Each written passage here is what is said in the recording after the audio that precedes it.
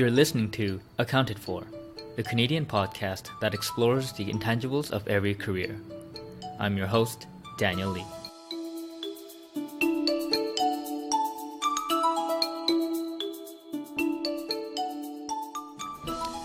Hello, welcome back to Accounted For. This is the podcast that shares and inspires unconventional career journeys. Please help the podcast grow by telling your friends who don't know what to do with their careers about our podcast, and maybe you can even recommend some episodes that you liked to your friends that you think would be helpful for them. It also helps if you, let's say, leave a nice review on iTunes or even rate us 5 stars on whatever podcast listening apparatus or medium you use.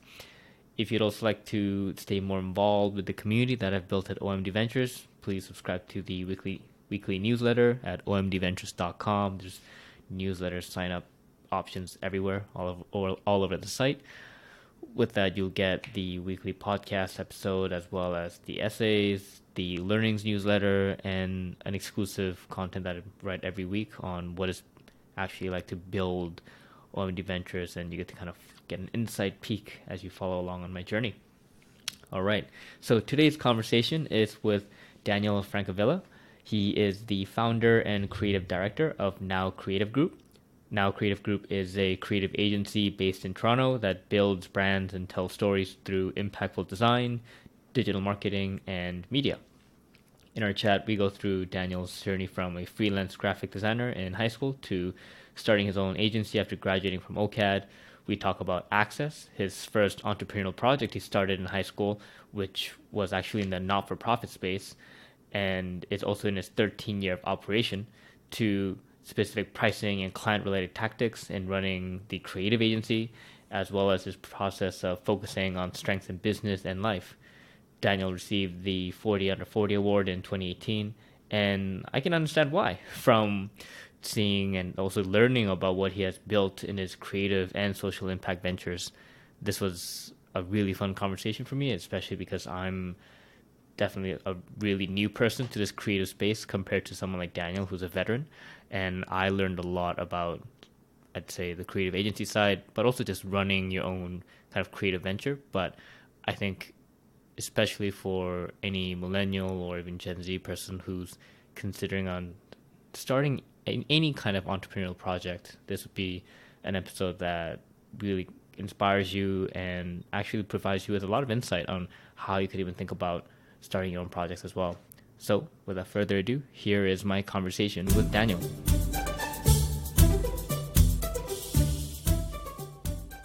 Hey everyone, welcome back to Accounted For. Today on the podcast, we have Daniel Francavilla. Daniel, thanks for coming on the podcast. No problem. Happy to be here. And Daniel here is the founder and creative director of Now Creative Group. It might be a little confusing for you guys because we have two Daniels. It might be the first time that I have first two Daniels. Episode, okay. And so, Daniel, for the audience who may not be familiar, could you describe what your company Now Creative Group is, as well as how you guys are differentiated in your own market? For sure. So, Now Creative Group is one of many, many agencies here in Toronto. I run the agency as more of a strategist and a creative director, and I have a managing director as well named April, who kind of looks after the team and the clients and the bigger picture stuff. So, but our agency specifically focuses on building brands and telling those stories. Ideally, when we are given the opportunity through a holistic branding and strategy perspective.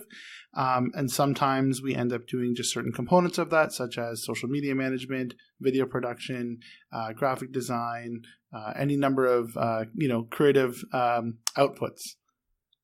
Yeah, and you said there's many agencies out there. How many are there? I'm not too familiar with this space. Toronto actually has is definitely in the top 10 cities in North America for the amount of creatives and creative agencies.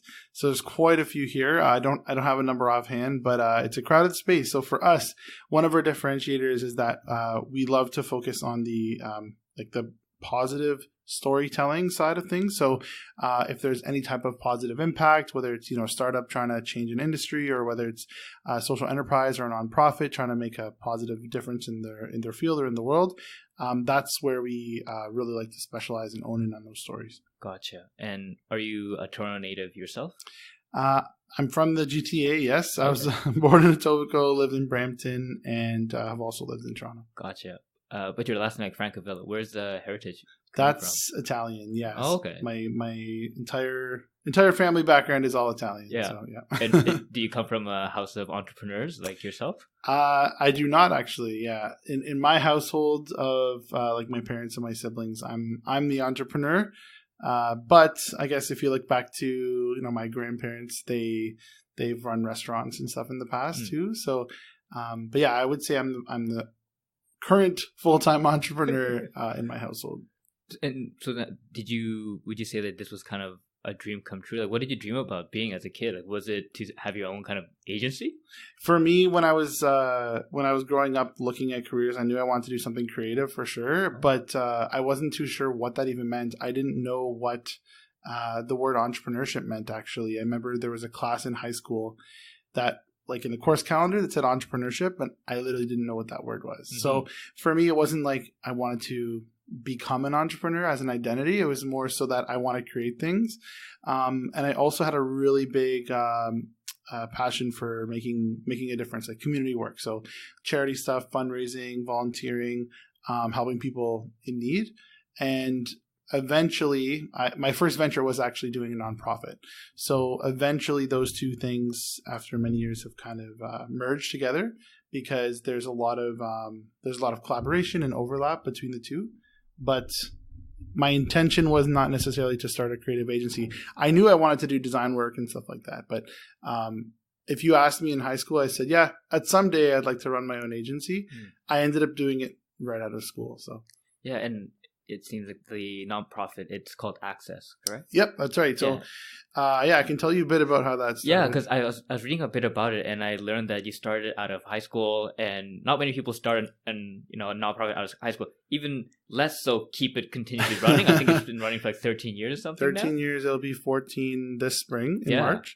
So yeah, that's a good thing, actually. One of the issues that I'm looking to tackle in the last 3 or 4 years has been helping these youth-led nonprofit groups with some type of sustainability, or even just getting them to think about it beyond a student club, right? A lot of these groups start in high school or post-secondary. I know at Laurier, they have like hundreds of student clubs, for example.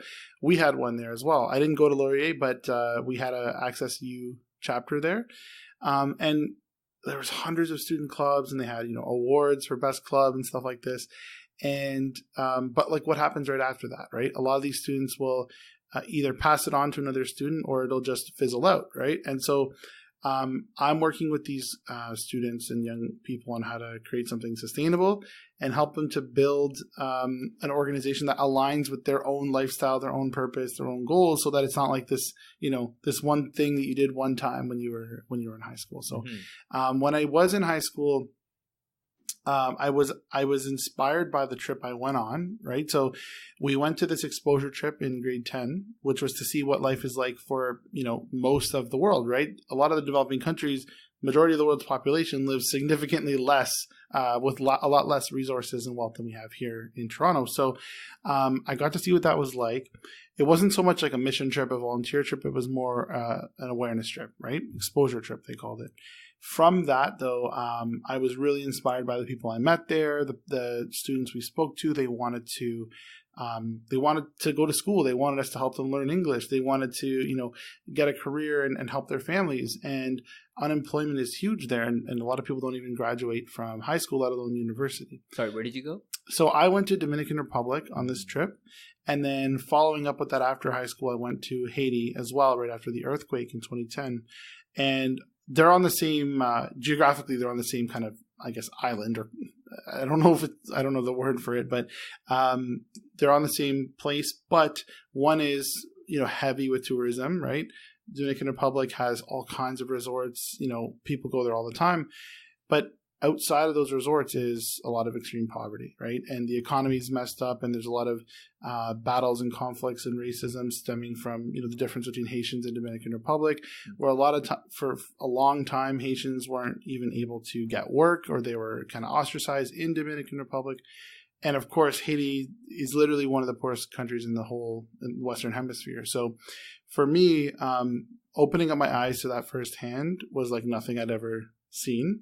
And the action I was able to take, at least in that, grade 10 version of me, was they want to go to school.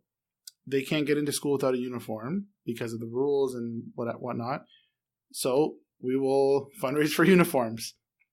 So that was kind of the first fundraiser and event that I did, was raising money for school uniforms and shoes, which again, we obviously take those for granted here, but that was a big thing to enable them. That was the first action I took, and kind of got the community around me, and we raised a bunch of money that first collection, and that sprung things forward into an actual organization. And I think this resonates really well with, I think, one part of your life that I read about, where for you, I think a big motivation is to create social change. And I'd be curious, like, what does that mean for you? Like, what did you envision when you said that of yourself? Yeah, social change is a huge word, right? It's a big thing. So for me, I actually break it down into how are individual people, whether they're students and they change their perspective now and in their mindset. Like for me, going on that trip and volunteering in all these different nonprofits and groups and church and things like that, framed my perspective of social justice, right? When it comes to social change, realizing that in another way or later on, it's realizing that there's a constant need for improvement, no matter what stage in life you're at or financial background you have. There's huge issues out there that the world needs to address, right? Stemming from, the various issues that come from inequality, from poverty, from all of that, right? There's so many issues we have. And social change could be as little as changing someone's mindset. If you change that individual's mindset, they can change their friends group's mindset, or they can change their family's mindset, which then stems out into their community, their school, their workplace, their city and beyond, right? Mm-hmm. They always talk about, like a lot of these youth conferences and events say, it's about changing the world. And really that boils down to, on a practical level, changing the ideas of the people that are around you. Mm. And how did design formulate from, that kind of experience? It seems like running Access was a huge part of your early, I think, teens and like growing up into like the university stage. I find a lot of individuals, at least in my circle, who are very passionate about that early on, they end up going into poli-sci or some kind of international development kind of fields. But for you, you ended up pursuing graphic design at OCAD. Absolutely. And I think, if I'm correct, you actually started freelancing in graphic design while you were in high school, before even going to school? I did, yeah. So for me, the way I thought of it was, of course, when you're in high school, you don't really know what your career is going to be necessarily, right? I mean, you might have. Some people have a direct path. But I was always the go-to guy for like designing the school posters for every event that happened, designing the yearbook cover, all that type of stuff, right? If you needed something, I was the go-to design person at that time. And I was involved in so many of the school clubs and events that, I just started doing it. So I had this interest in design specifically because it allowed me to get involved in things and communicate these communicate these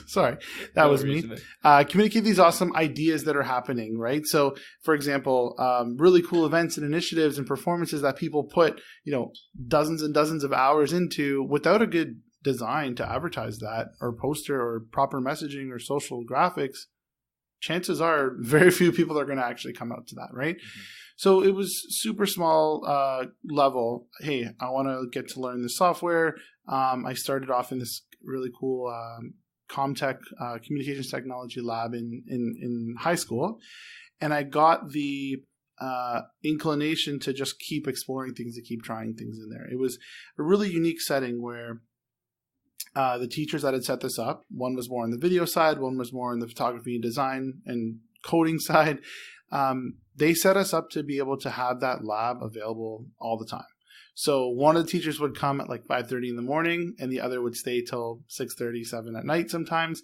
And we could use it before and after school for our own projects. And this is kind of at a time where like not every high school kid grew up having iPads and Macs available. Now I think like students are getting laptops a lot earlier too.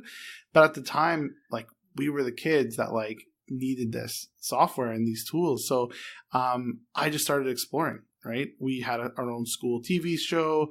That teacher, his name is Mr. Fujiwara. He just retired actually this year, and like he moved on to another school and built a whole program there with like, again, huge green screen room and all this. So that opened my eyes to, okay, what can I actually do with this now that we have the skills? And I did not go into, radio, television arts or broadcasting, which was one of the trajectories from that program. But I did decide to explore freelance design work. Now, I applied for university. I did apply to an international development program, which was in Halifax, Dalhousie. And I applied for a variety of other programs. But I just figured, okay, once I have my options, I'll decide what to do. I ended up going to OCAD for one of their grad exhibitions and seeing like crazy amounts of work, like thousands of students. The whole school is open. Every floor has, everything from like 3D installations, fabrication, painting, design, like digital animation, all that stuff. And I realized, like, you know what, if I go into design or if I go into the creative space, I can use this for anything, right? I can use it to push a cause that I want. I can use it to start my own business. I can use it to help, any number of things. And I figured if I don't want to commit to exactly one industry, like international development, I could do design for an international development organization as an example, right? So long story short, I chose design because it applies to everything. Mm-hmm. And it seems like you continued doing freelance work even while you were while you were a student in university, and then you Absolutely. started now creative practically within the year of graduating, I think. Yeah, honestly. So I didn't have the intention of starting an agency right away because I figured, of course, I got to work somewhere. But because I had the freelance experience and I literally had, some traction, I had clients, I realized that, I could keep going on this path and learn more because you learn so much by actually doing the thing, right? In school and university, they didn't teach us very much at all about the client process. It was more about the theory and the concepts behind art and design and the principles. And so I was more interested in those classes where, the instructor or the prof would talk a little bit about their agency or what they're doing with a client or with a project. And one of my profs we had this crazy design thinking type course called Think Tank. She was doing these real world projects that had to do with community stuff and nonprofit stuff. And I was like, wow, like this is eye opening, right? These two worlds can actually come together and I can use design for social good and social change. So my thesis actually became it was called Designing for Good, and I even have it on a website still somewhere. But I produced this book about all the different ways you can use design for social change, and did a couple of experiments like when you walk by and you see like a homeless person with a really crappy sign, right? It's like horrible, like ripped cardboard, bad written. So I did these fancy, nice, clear, functional, right? They weren't meant to be glamorous, clear, designed, yellow and red, like a street sign almost, and gave a couple out and took some pictures of that in action, right? And so for me, I was trying to see just a very small thing about how can design improve people's lives from that perspective. Wow. And back to the idea of freelancing, again, there was one agency I applied to work for, and that was it. They weren't even hiring. I just said, I'm interested, I'm graduating. And I just decided to keep freelancing. So I made the decision to move back to Brampton. I was living downtown for school. And I was just like, okay, I got my nonprofit. I'm going to freelance and we'll see what comes out of it. Wow. Would you say that your kind of approach was the majority while you were in OCAD, or would you say you were more of the exception and most people didn't freelance in university and they just studied hard and they just tried to join an agency afterwards? Yeah, a lot of the individuals I was with, especially the people that were my age, they when they were doing things, it was their own projects, right? Personal projects as creatives, as artists, as designers. Some of them would do, enter exhibits and things like that, or just do stuff on their own. Sometimes, of course, people would do work for, let's say, their parents had a company or something, or, their sister's getting married. They're going to be the one that's designing the invitations, but it wasn't like they intended to be a full-time agency owner. A lot of people I know, again, they all applied for agencies, right? Very competitive industry.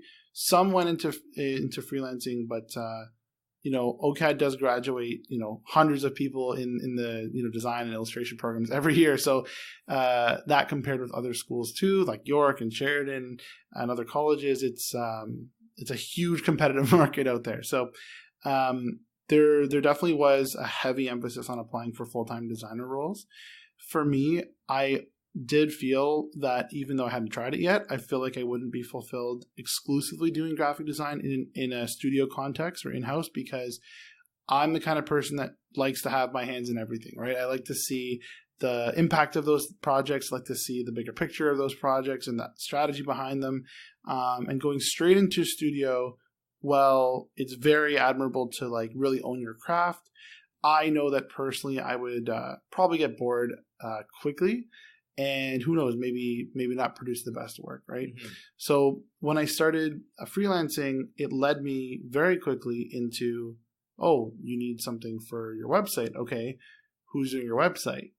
And they need help with their website. So I learned a lot about how to do basic websites and build on WordPress and learn about domain names and hosting and all that type of stuff. And that's where the entrepreneurial side also really grew. Same thing with social media management. When you're working on a brand, where's that brand going to live? Obviously, you're going to put it on your print material that you're talking about for the event you need, but you need to have a web presence. You need to have a social media presence. And so I even did social media management. Later on, I went to U of T and studied digital strategy and online engagement in order to be able to actually make recommendations to my clients in that perspective. And that, I think, is where, I was able to really enhance my perspective of what it means to be an agency. An agency is not just kind of pumping out work with people's instructions, but you're actually giving them this advice and recommendations, right? So I in that case, I definitely wasn't the norm. Like most of the people from, my school, unless they were already like older, let's say like they're more established in their career, they're coming back to school. Most of them hadn't started, or built an agency at that point. There are definitely a couple of exceptions, and there are people that have pivoted since then and done other things. But for me, I'm able to kind of diversify the work that I do as an agency. Mm-hmm. And I think right now creative groups, I think you're going on your close to seventh year, right, of running the actual agency. And yeah. I read that when you were first thinking of the transition from being a freelancer to an agency, you felt that you saw this need that was being serviced for the small and medium-sized businesses that could have this kind of full streamlined service. And in one interview, you mentioned how you saw like when you're doing like a logo design work for one client, they would have you do the logo design work, but then they'd hire some other freelancer to come in and do the next part of the work. Right. Why did these kind of small and medium-sized businesses have that kind of model where they would use a lot of different freelancers instead of asking one person to do everything? I think it's two different things. One of it is lack of strategy. So on their part, usually the person who's doing it is either the business owner, who is extremely burdened and taxed with 1,500 other, duties and decisions and responsibilities, or two, they aren't necessarily looking for. They don't have knowledge of the actual individual person executing, right? Mm-hmm. So they don't know the difference between, a web designer, a web developer, right? A social media strategist or a social media manager, community manager, right? A lot of these things, they just categorize into creatives or marketing, right? And so when you're looking for a freelancer, oftentimes, and I can see this by postings that I see online even today, people are kind of asking for a strange combination of those skills, or they don't even know what they're asking for, right? And that's not to blame them. Just like when I'm going to do, something more in your space, when I'm going to do something to do with accounting, right? I don't know exactly what I need an actual accountant for versus a bookkeeper versus what can I go to H&R Block for versus, you know what I mean? Like which software do I use? I just know that something has to happen with these numbers, right? There's numbers in finance. Exactly. And someone needs to take care of it. Exactly, right. And so that's the same thing is true on the marketing front, right? People know they have to have a message. They know they need something on their website. They don't know how it interacts with each other. What's the overall strategy? When to update it? and what to ask for, right? So the role that I got to play was, again, starting from a freelancer, you get pretty close to them in their business. So you're starting to understand their needs and their challenges. And when that happens, you can, if you're strategic, you can make those recommendations, right? And for me, I had to be careful because, of course, I was being paid to simply design, let's say, a business card, but I might have an issue with their business name, or their website might not match the business card, in the sense that the customer is going to be super confused about that, right? There's a disconnect. So I have to be careful because they're not hiring me to do that work. So I can't just give away strategy for free, because that is ultimately the most valuable component.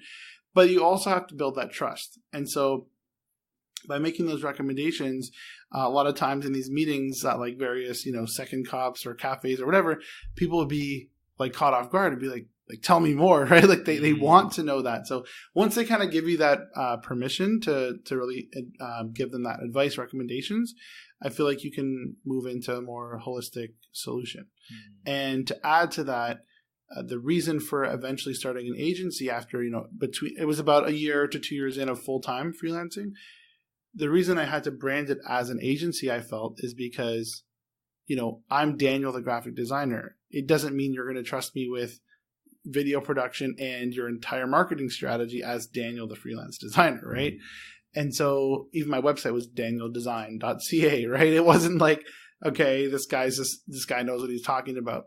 I could do great design work, but that's as far as it could look from their end.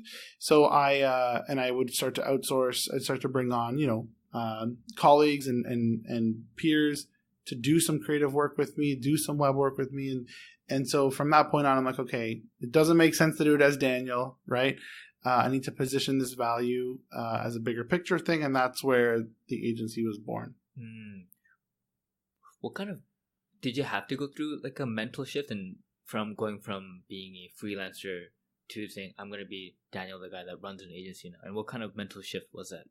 Absolutely. Yeah. So the mental shift was, again, it feels like it was forever ago, right? But it was only a couple years in. So it was maybe 5 years ago that this happened, 4 years ago, whatever the math is. I'm not very good with dates and times, but I really shifted from thinking about, how do I position the value of this, right?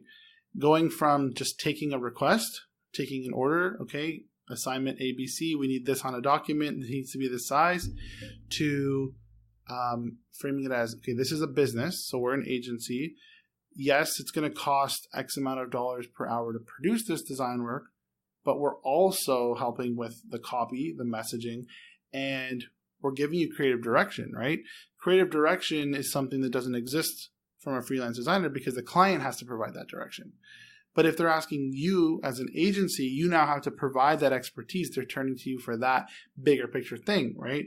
Also, as an agency, sometimes you're brought in to collaborate with other creatives and other agencies and strategists and in-house marketing teams.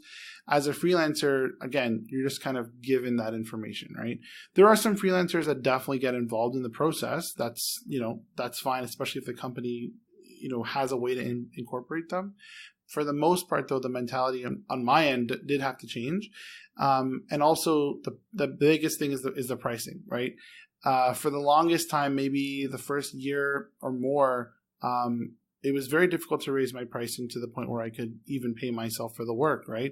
The only way I could pay myself for the work is if I was actually doing work on those particular projects as an person executing. The coordination, the sales part, the invoicing, the project management, the sourcing, the talent, the reviews, the printing coordination, none of that was billable, right? It was all just, we need to get this project done. I'm the go-to guy. I have people working on it with me, but they're just doing the creative, meaning I have to do everything else, right? So it was a mindset shift from two things. One, the value, right, that we're providing, and two, the actual logistics of running a company, as opposed to just, hey, I'm Daniel, I'm going to show up and do this work for you. And that definitely took a while too. And for whatever reason, it was deeply ingrained into me, even though I'd only been doing it a couple of years. That way of thinking had been deeply ingrained. And so it took a long time to change that mentality.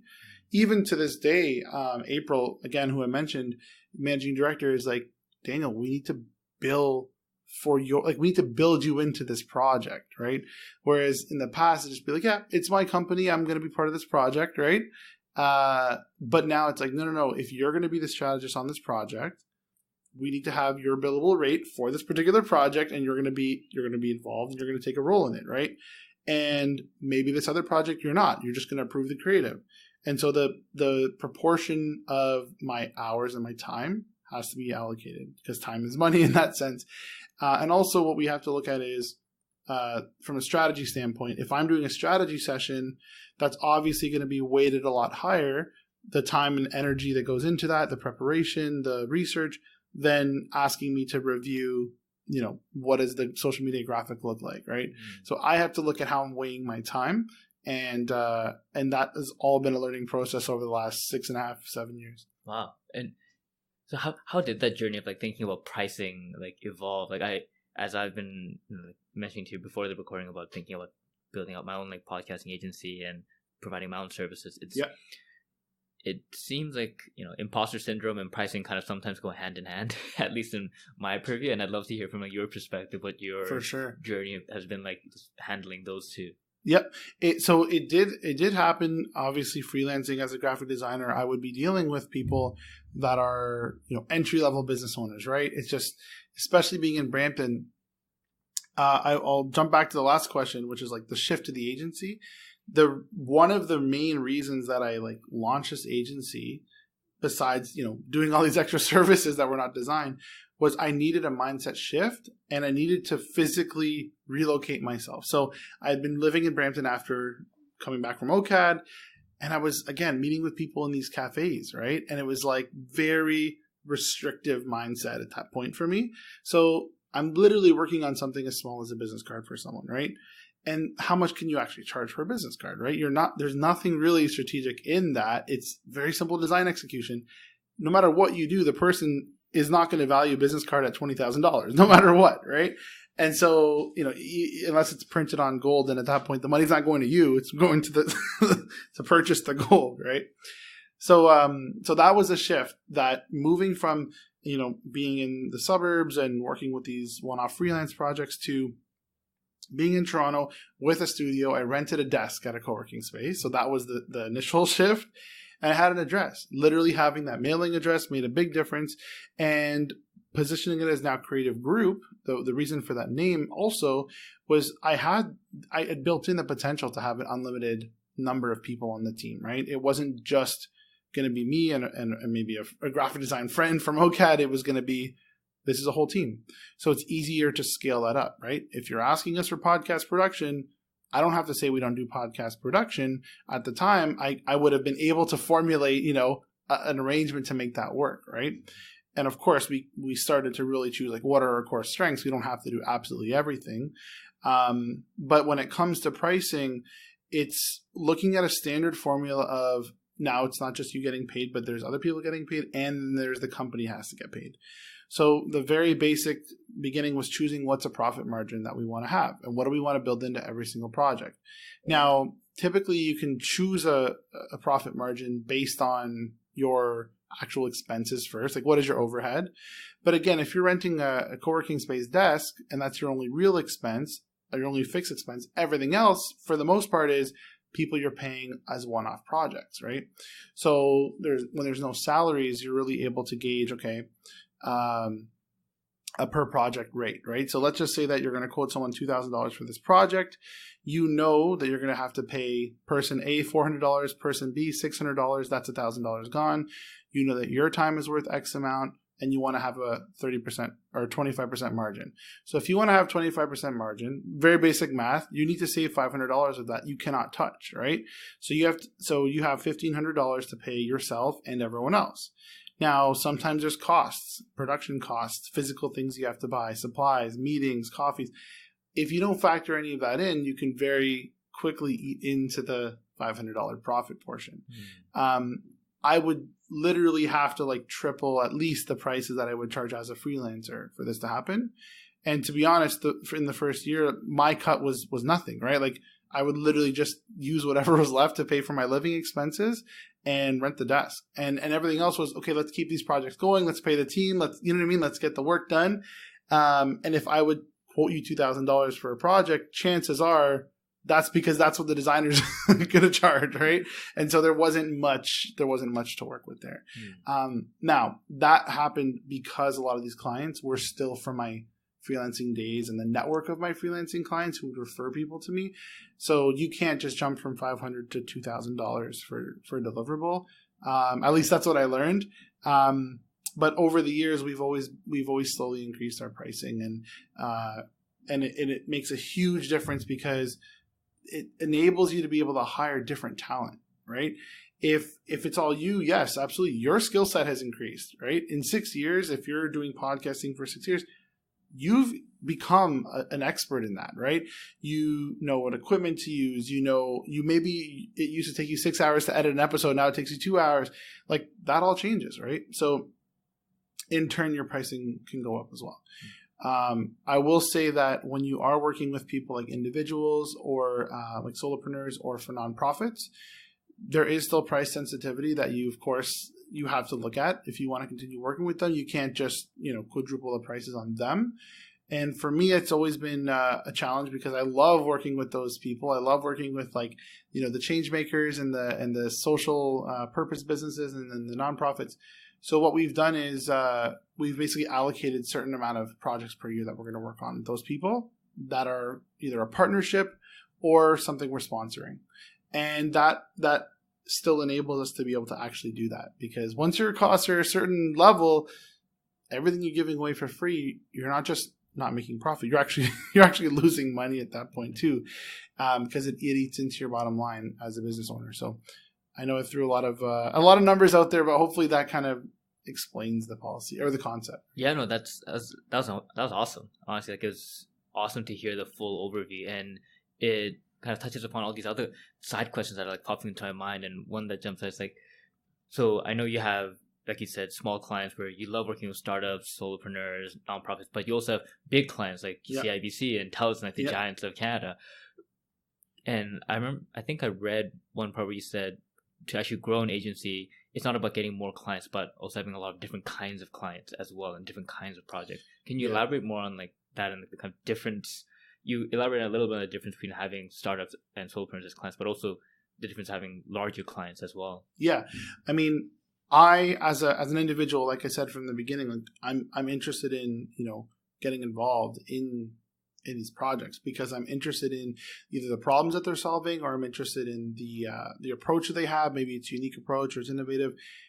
I know that those organizations or startups are not going to be funded necessarily yet, but there is an opportunity if you believe in that project or that cause or that their vision, that you can build yourself into that, right? But you can't sustain yourself or pay a team if that's all that you do, right? So for me, it's always been, okay, well, what level can we support? Can I do some strategy session? Can I do some coaching with them? Can I do, what's a very effective thing? For example, if we work on their brand, that's something that's going to have an impact because it's going to be on everything, everywhere. And it's going to have that strategy associated with it. But if we commit to managing the social media, let's say, that's an ongoing monthly recurring expense that we would have to take on, right?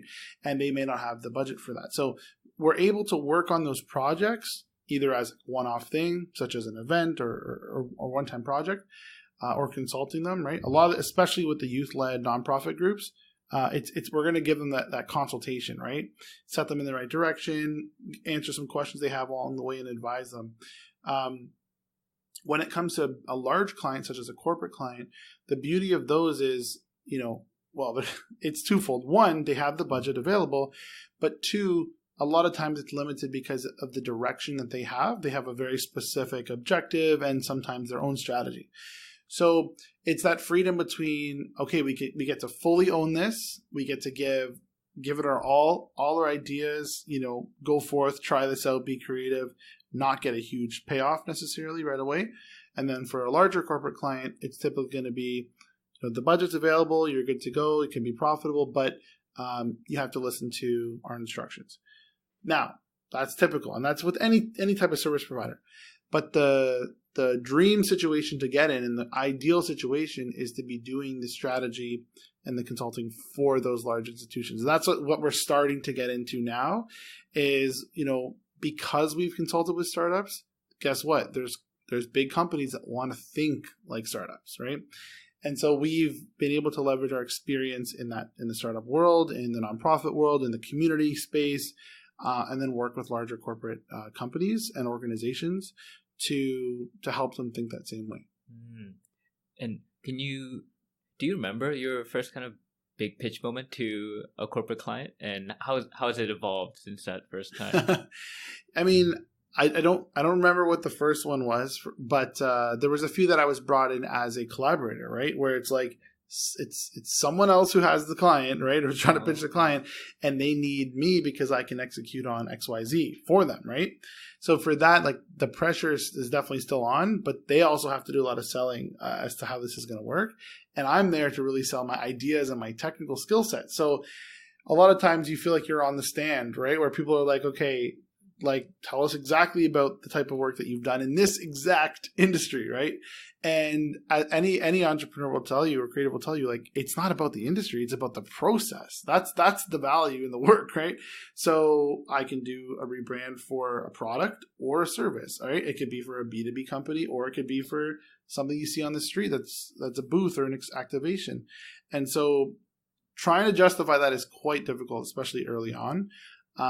When it comes to corporate pitches, I will say that the environment is typically not an ideal one for creatives, right? So I can see this where, like, I brought a team in. I'll tell you about I will mention a really bad experience because you want an example. Yeah. So more stories, the better. Exactly. Yeah. So this was an organization. It was an association. This happened very early on in the company, and we had quoted them. We got in the project. We were working on this project. I won't give too many details, but it was at the point where we were basically pitching to their board, and they didn't think the project was going well. It was taking longer. They had someone on their board who had a technical background who thought, he had more opinions on the technical side of this website project and whatnot.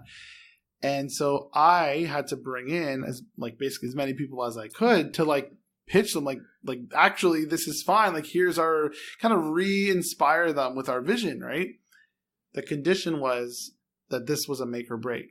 We could either reprove to them that we're good to go, or we would have to actually cancel the project. And again, because it was an association, they are a nonprofit in that front. Like, we're not trying to withhold their money, right? Like, we don't want to tie up their money, but we also believe, like, hey, we can actually solve this problem for you. So we convinced ourselves that we could do it. I brought in, a developer. I brought in a designer. I brought in kind of a project manager person. I brought in another creative, and we really, pitched it and explained to them our process and answered all their questions. But there's a disconnect, right? The disconnect is the mindset of those individuals. They don't necessarily understand how the creative process works, A, and B, they're not as a I'm going to use the word corporate, even though they're a nonprofit, right? As a formal board in suits sitting there, they're not necessarily in the mindset they're not necessarily open to those solutions, right? And so that is an uphill battle for any creative to get into a boardroom like that. For us, in the end, they didn't continue with the project. I found out later that it was definitely a budget issue. Like, I think they had overcommitted to this project in the first place. They felt like one of the team members could just finish it themselves in-house. The learning experience is obviously that being super transparent and open from the beginning would very much help that project not even get to that point, right? And what I learned now is the value of the consulting and the strategy from day one prevents any situation like that, because everyone's on the same page. No matter what their concerns are as a board or as a corporate, we get to know who's approving this, right? Sometimes in a corporation, there's 3 levels of people that have to approve it. We get to know that right away, right? One of the questions we go through is not only what's the approval process like, but what do you need in order to actually position this to so-and-so people above you, right? And those are all things that I learned on the way. Because remember, I didn't go to business school. I didn't have any background in this. I didn't know how organizations worked or how hierarchy worked and corporate structure worked. So I wouldn't be able to know that, right? As a creative starting this agency. And that's where, that's one of those, main examples of things you learn as you go, for sure. Mm-hmm. So then for someone who, for someone like me who might be actually trying to get my own kind of first client, is there kind of an ideal type of company, or like maybe it's a size thing, maybe it's an industry thing that you think would be recommended? I think that if you're looking to do something that actually you get to have a say, right, or like an impact on it, a small organization is going to be great for that. The challenge is that you have to manage your expectations because they are going to be typically short-staffed or under-resourced, right? So you really have to set what your limits are going to be, but you're going to tell them, like, I will put my all into this one portion of it. This is exactly what I'm going to deliver you, but I'm not your overall solution for everything. I'm not your entire department. I'm this one thing, right? Once that's framed, you can really show them, like, hey, I have your needs at heart, right? I'm actually taking the time to understand your organization, and they'll value that, right? They really, hopefully they can have their guards down and work with you. That's an amazing portfolio piece to have, right? Because I come from the creative world, but even if you're working on, an audit of their organization, right? You need to show that someone trusted you with that, right? So small organizations are great, and nonprofits are amazing because a lot of the times they do get volunteers or people to do this in kind. So they are actively looking. They can't always get the top of the line person in there because they can't afford them. So if you're able to offer them something and get them to take a risk on you, chances are that could end up being a pretty strong portfolio piece. And for you, if it's not something you want to use in your portfolio, at least you learned how to deal with that type of organization. And more importantly, they got something out of it, right? You're making an impact for them. When a lot of design students, or when I speak with design students a lot, they're looking for work right out of school, and it's hard to get full-time work. I tell them, don't worry about the full-time work. Do as many portfolio pieces as you can with a wide variety of clients, right? Go to a restaurant, offer to design a really crappy drink menu that they have, right? Like, I'm not saying go to a chain, right, and then do that for free, but I'm saying, like, offer, because guess what? If that works, you're going to actually have your piece printed in a restaurant in real life in the city that people can go see, right? Like, it's something where it's a tangible deliverable, right?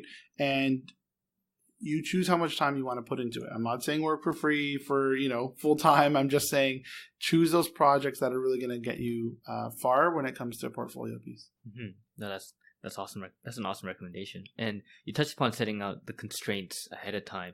And I think I in another interview I heard that you said an advice you'd give to you, like your younger self or other young people, is to find your strengths and focus on your strengths. And it seems like a lot of that process was also put into building out your own agency as well, to focus on what you guys are strong at. And I'd like to know what kind of process you actually went through for both your now creative agency as well as yourself in figuring out what you're actually good at. Yeah, exactly. So for the agency, it came with sheer volume of projects, right? The amount of projects we're taking on, the amount of industries we had to work in, everything from real estate to hospitality to government to nonprofits to like whatever it is. We've done it. We've done a huge range of that. We get to learn the nuances of the industries, right? And what they typically look for and how they are to deal with and what their budgets are and their processes. But also we get to look at what type of project it is, right? So again, you can do a website for any industry, right? Any niche, anything. But it's more about how is it to work with that particular client, right? What are their business needs? How are they judging you based off that site? A lot of times, we have some clients that are in, especially like, for example, in the consumer space, like they're selling products, right? One-off products, e-commerce, or they have a storefront, they need traffic. They're literally looking for you to bring those numbers in. They might even have something to compare it against. Whereas if you're doing a website for a service provider or a firm, right, or a large company, they want traffic to the website, but they know that the traffic is not your job, right? Your job is to make that website. Whereas a different type of business is looking for actual conversions and leads. And so you get to choose what you're good at. If you want to be someone who does digital marketing and is results focused on that front, that's great. But you have to find people on your team that can do that, and you have to feel confident in that. If you're someone who is confident in building a strong brand because that's what you value, and you think that with a brand you can get better results and that company can grow, then that's what you focus on. So for me, it was two things, like because you mentioned personally and with the company, and it's tied together. I do not personally, find any passion or joy in optimizing like analytics for analytics and clicks and conversions, because I look at the bigger picture of that, right? Yes, if your website's super functional, you can make it easier for someone to make a purchase.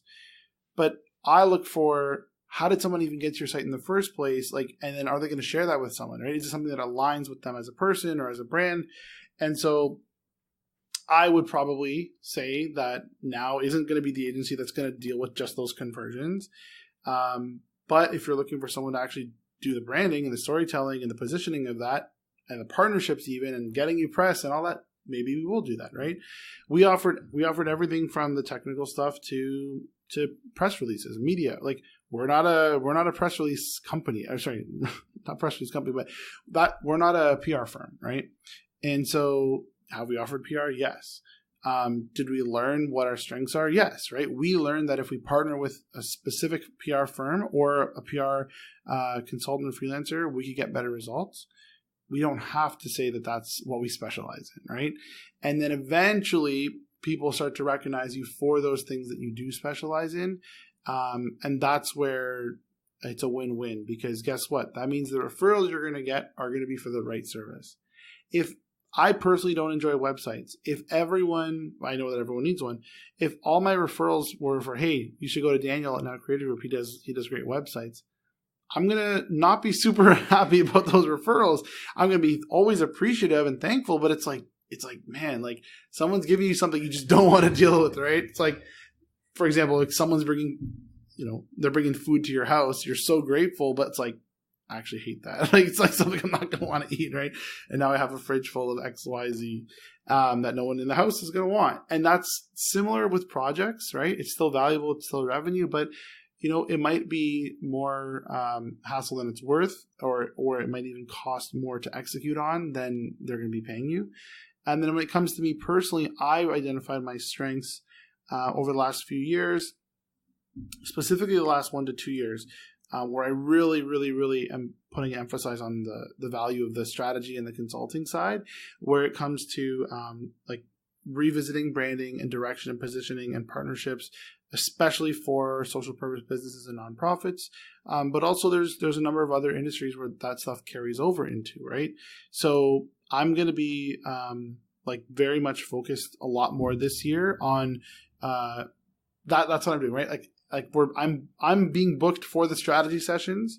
I'm not going to be booked for, the 6-month version of the execution of that project, right? Because that way I can do more strategy sessions and another member of the team can handle that particular execution. Now, as a business owner, though, it's still all under me, right? Like I still have to oversee certain things. Even if it's not me working on it, I have team members that manage things.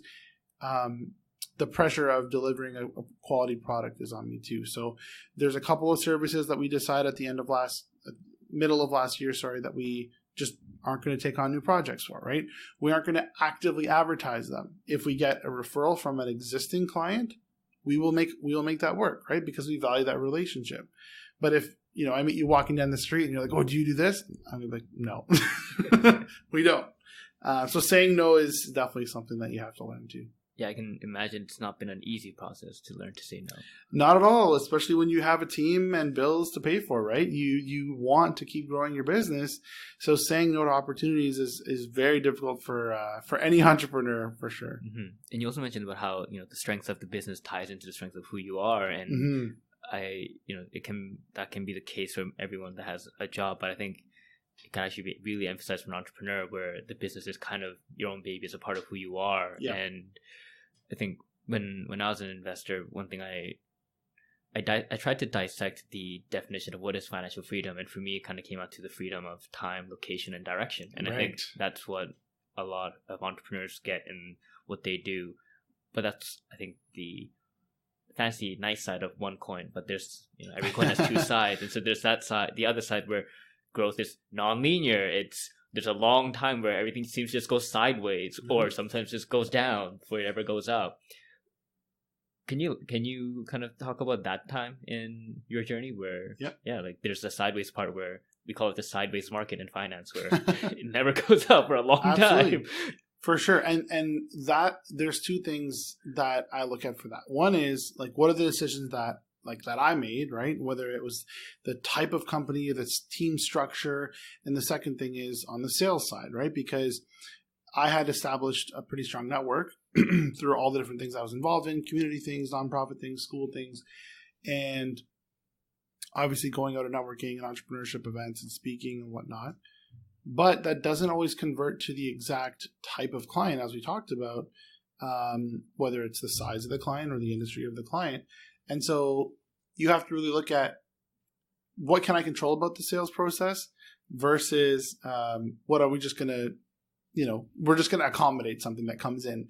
And so the time where growth was not going to go up at all, or even if revenue was there, profit wasn't going to be there, was when we took on high volume of these small projects, right?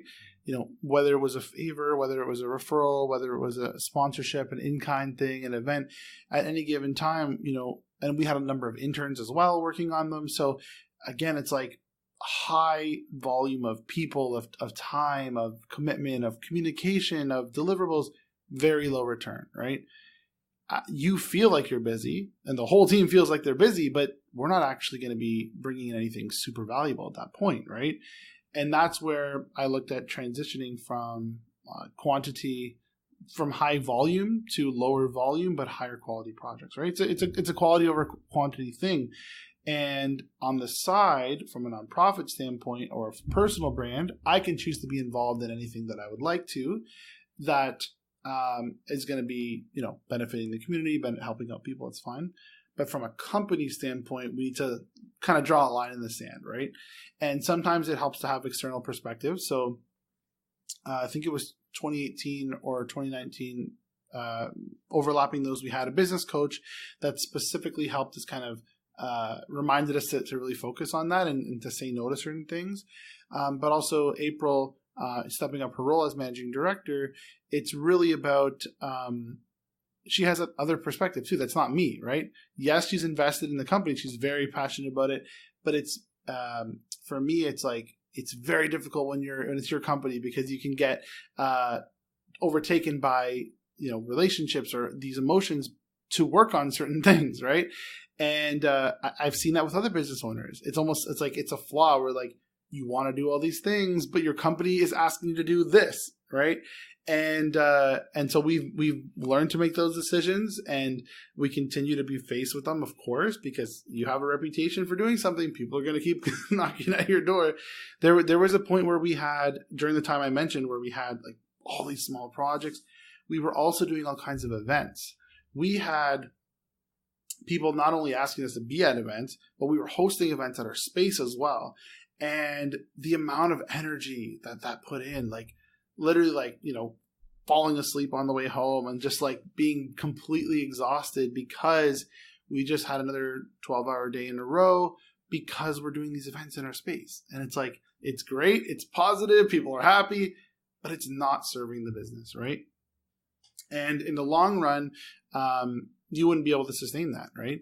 Obviously, you're gonna be able to get more awareness, but awareness doesn't pay the bills ultimately, right?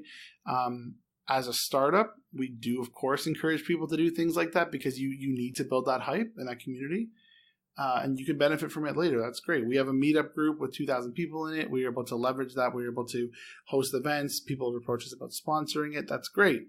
But what is our core business, right? And what am I as an entrepreneur trying to do? I'm not trying to host free meetups. I personally want to have an impact mentoring a youth-led nonprofit or building a really cool brand that has a storefront in Toronto that we get to walk by and see, right?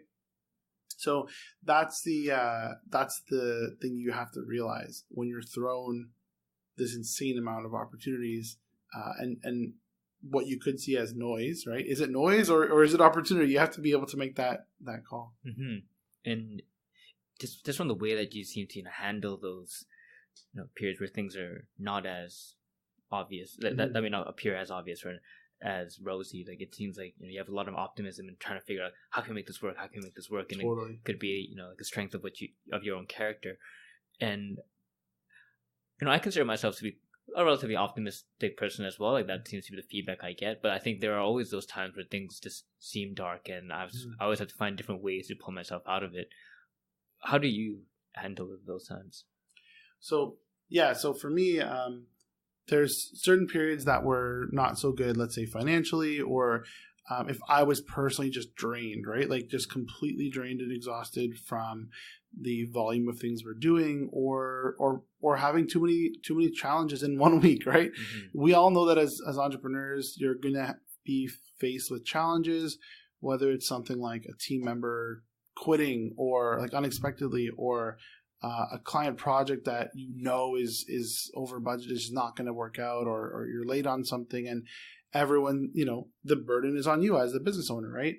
And I guess it so happens that working those 12-hour days, you don't really have much time to reflect. So it's kind of a good thing, because you're not kind of like dwelling in like, oh man, like why is this happening, right?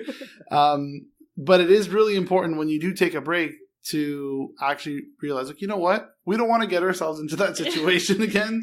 So we're going to not take that type of person on. And I think that for me, that's why it's been a slow learning process, because again, I'll have people around me, like my friends and my team members, that are like, the last time we sponsored this thing, or the last time we worked with this person, look what happened, right? And I need that reminder, right?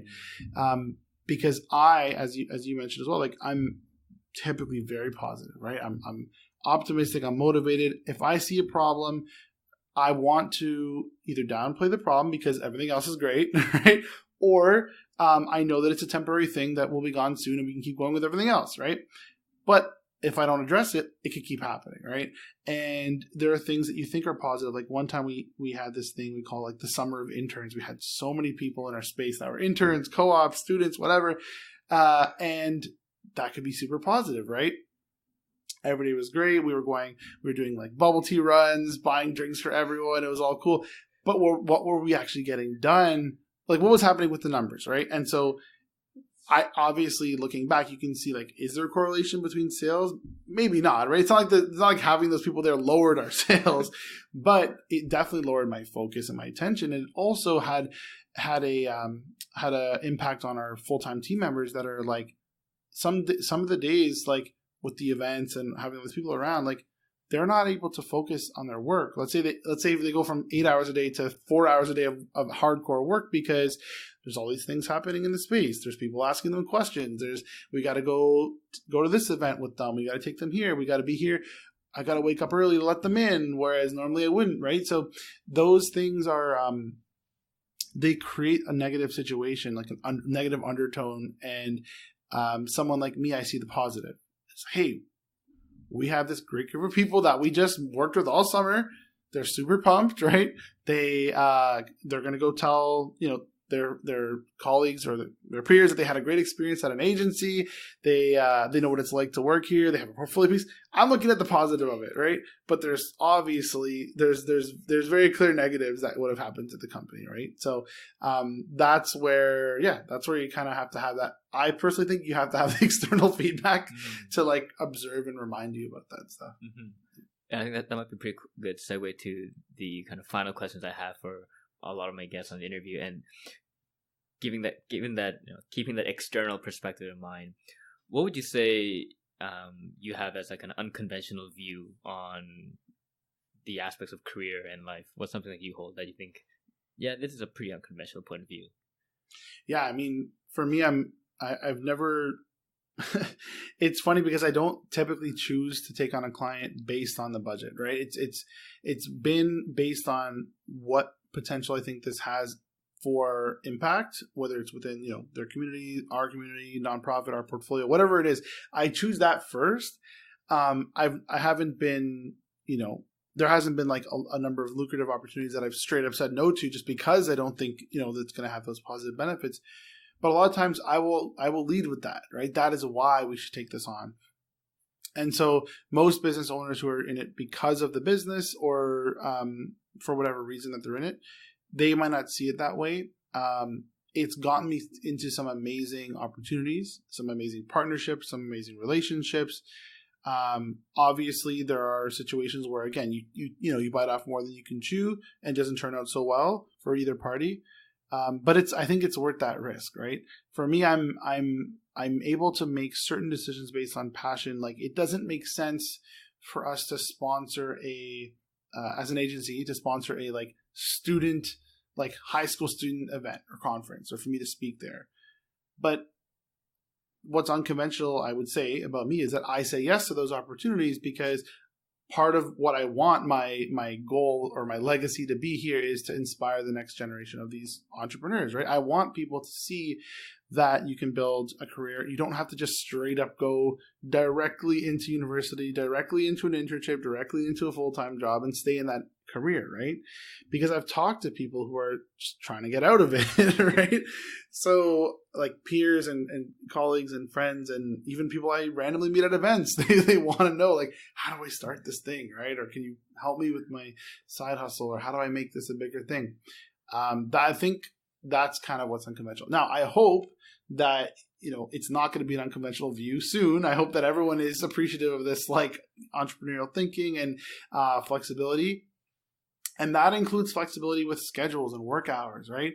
I do not expect people that work on my team to be available from whatever, 8:30 to 4:30 or 9 to 5 or weird hours that are just set up by society, right? And as a employer, that would make me different, I would say. But also as a creative and as an entrepreneur, I know that I don't work best during those hours too. And I want someone to be able to perform their best, right?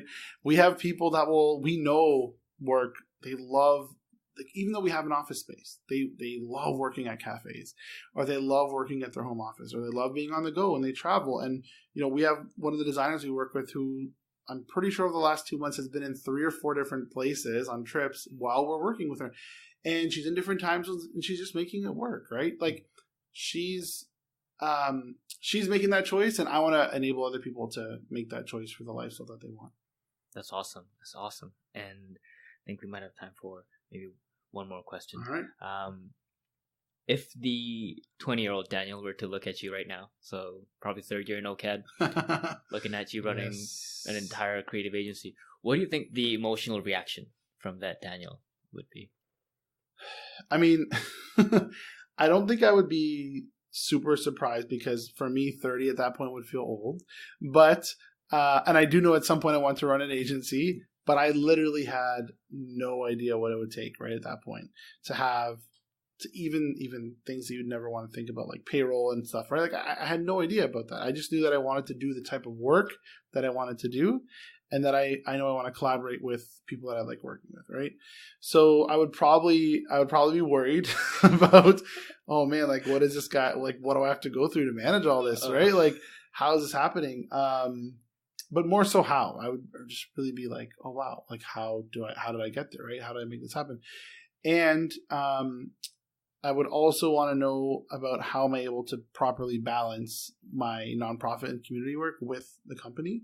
Because for me, one of the things I did battle after university, and I actually spoke to one of my profs about this, was I have a nonprofit right now, which I started in grade 10. I have a company that I'm about to grow, right? It's just small. It's nothing right now. Should I is there a risk in pursuing both of them full time, right? Like, what do I do in this case? Like, do I continue building the nonprofit and try to make it huge and get funding and run that and grow it now? Or do I launch this agency, which I'm super excited about, and my career is in creativity, and then have the nonprofit just work out? And her advice was actually I don't think I've shared this anywhere, but her advice was to keep doing the nonprofit as a focus, because it will be much more difficult to reignite that passion later on. And you can start an agency anytime, right? And like I mentioned earlier, like there's a million agencies, right? There's so many people out there that are even 1 or 2 person teams that are like, we're a creative agency in Toronto, right? And from their website, you have no idea how big they are. So there's thousands of them, I'm sure, right?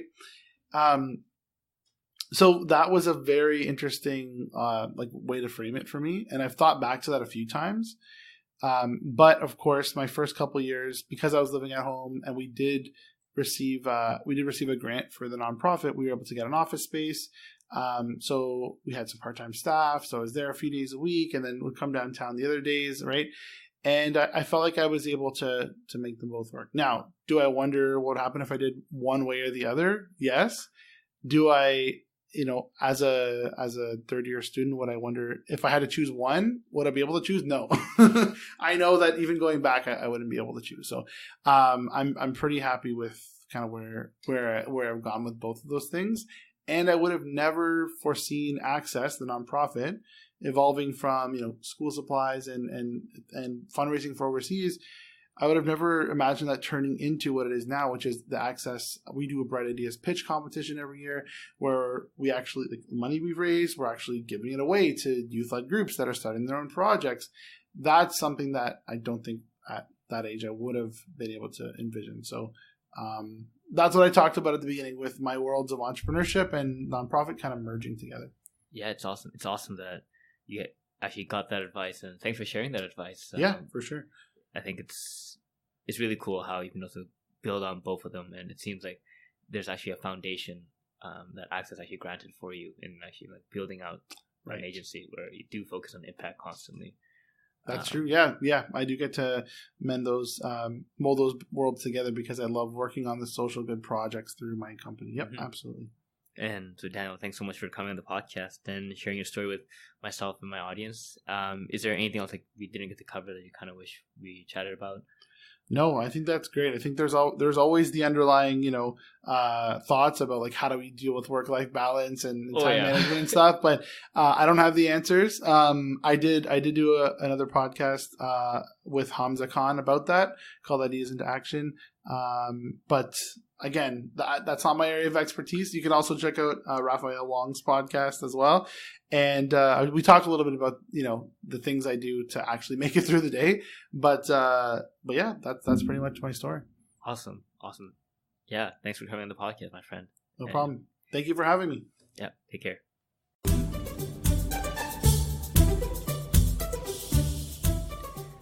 All right, thank you for listening to the podcast. I hope the story was inspiring to you. Hopefully it also helped you expand your perspectives. Hopefully it also made you question the default path that you might have been going on, or the default beliefs you might have had. And maybe now it'll make you even think about doing something about it, doing something different, maybe challenging yourself, being courageous. Who knows? But regardless, I'm really happy that you took some time out of your day to listen to this fantastic story with my guest.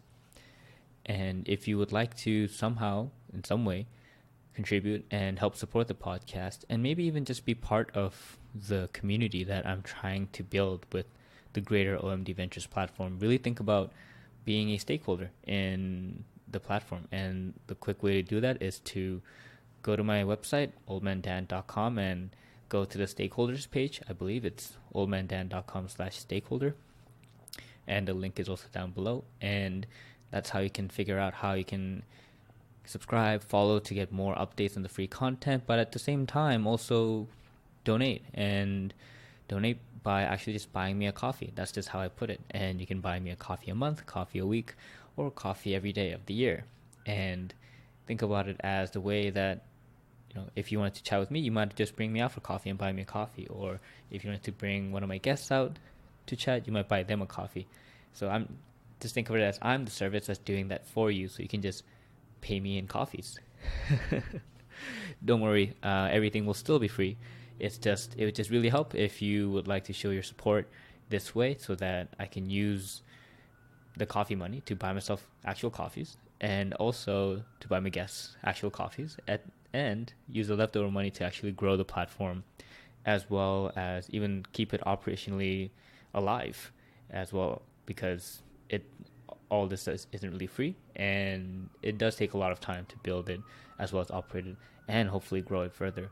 So your support would be amazing if you would like to contribute.